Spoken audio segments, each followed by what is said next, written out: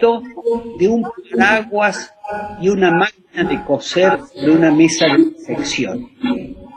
Dice, bueno, es el colmo del absurdo. ¿Qué es un paraguas falo? ¿Qué es coser sino la mujer en una perspectiva machista? ¿Y qué es la mesa de disección sino la cama?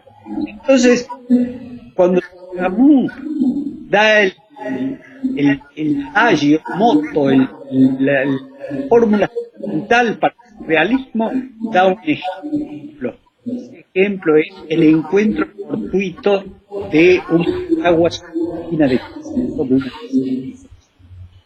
En el absurdo surge el sentido, pero también la disolución del sentido. Es decir, el espectador, el que escucha la frase, pocas veces piensa y reflexiona en cuál es la interpretación o una interpretación posible, porque nunca una interpretación cierra el campo de lo interpretable, sino que es una apertura, una invitación a seguir produciendo, y tal vez todo el movimiento surrealista, surrealismo, es una mala traducción de la palabra surrealismo, que es sobrerealismo. ¿De qué manera el sobrerealismo es precisamente ir por encima, más allá de la realidad, mostrando el absurdo y la eliminación de nuestra agudez sensorial y conceptual por los usos de la convención social, aquello a lo que se invita la convención social? Entonces, ¿qué sería del arte sin la perversión? ¿Qué sería del arte sin, el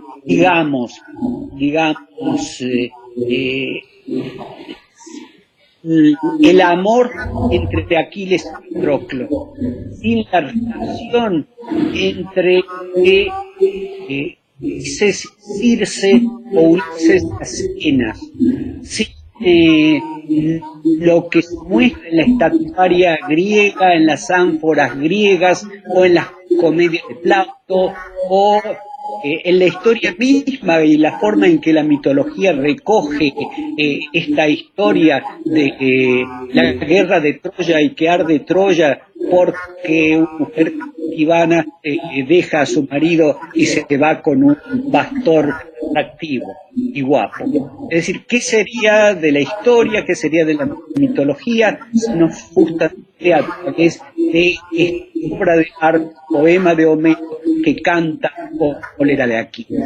¿Qué sería del arte, ya si vamos a la época moderna, sin Miguel Ángel, sin Leonardo, a los que reputa como perversos? ¿Qué sería sin ese hombre innovador, sacudidor de todas las convenciones, que es el Marqués de Sade, que lleva a su narración y lo perverso al extremo de provocar el aburrimiento? ¿Qué sería precisamente de nosotros sin aquellos autores que nos proponen ir más allá de nosotros mismos, ir más allá de las formas en que nos representamos nuestra propia imagen en el espejo, mostrándonos el abismo de la atracción narcisística y mostrándonos a veces cuáles son los límites de nuestro entendimiento, desafiando nuestra capacidad de aguantar, de soportar escenas, narraciones, poemas que parecen no tener sentido porque tienen un exceso de sentido, un exceso de referencias.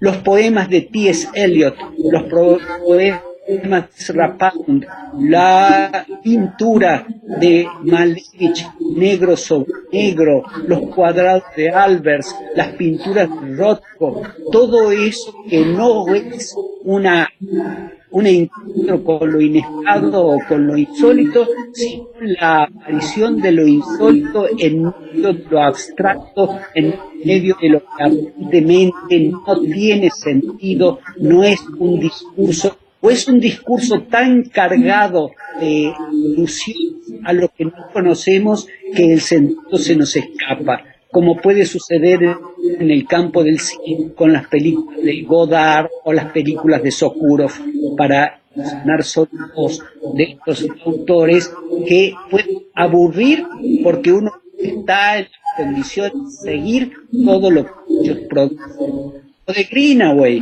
que nos inunda con referencias que no podemos alcanzar. Perdón, María Belén, ¿se está escuchando bien ahora? Todavía hay unos momentos en que se entrecorta, pero se entiende, sí. ¿Se entiende? ¿Se sigue el discurso? Sí. Sí, es la opinión del público. Que levanten la mano los que no entienden. Yo no lo... Nadie levantó la mano. ¿Cuántos levantan la mano? Ninguno. Todos entienden. Bueno, entonces podemos seguir. Vamos a seguir unos 5 o 10 minutos más para dar espacio a las preguntas. Entonces estaba diciendo que está este llamado que puede hacerse a veces simulando respetar los códigos culturales y de la censura, como hace, por ejemplo, un cineasta de Hollywood de los años 50, Douglas Sirk, que es un perverso que se regodea en transgredir los códigos de la censura, semejando y haciendo semblante de que los obedece. Y que obviamente lleva a que haya otros que no parezcan obedecer a esos códigos o que directamente los desafíen permanentemente, como es el caso del cine de Fassbinder o de esta extraordinaria y muy poco conocida pornógrafa francesa que se llama Catherine Breillat, que hace un cine feminista pornográfico y que es recomendable que todos conozcamos y discutamos para que veamos que existe la posibilidad de ir más allá del falo en un arte femenino.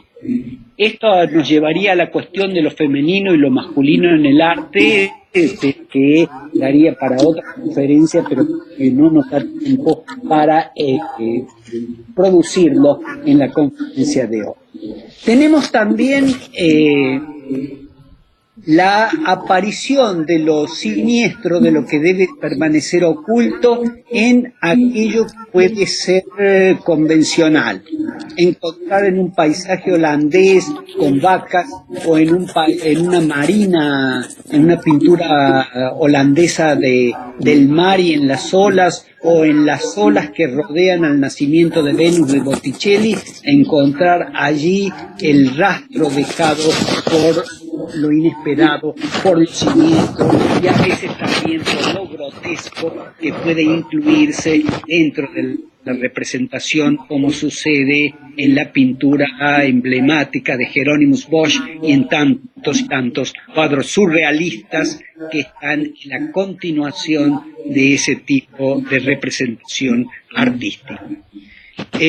Hay entonces un llamado a los límites, y ese llamado a los límites es aquello que desde nuestra perspectiva como psicoanalistas es un llamado al trabajo del inconsciente, produciendo el objeto que va a venir al lugar de faltante en cada uno de nosotros y por lo tanto lo que es causa del deseo, y productor que hace una producción de un plus de goce. El concepto de objeto A de Lacan está por eso íntimamente vinculado y es esencial en nuestra perspectiva para entender qué es la obra de arte. La obra de arte es la ubicación de algo que se manifiesta en el lugar de lo que debería permanecer oculto. Unheimliche. ¿Y qué es lo que aparece en el lugar de lo que debía permanecer oculto? Precisamente los restos de esa sexualidad infantil, los restos que quedan más allá del goce fálico, aquello que es un goce otro, más allá del goce fálico y que puede apuntar incluso a la disolución absoluta del sentido en un goce anterior a lo fálico,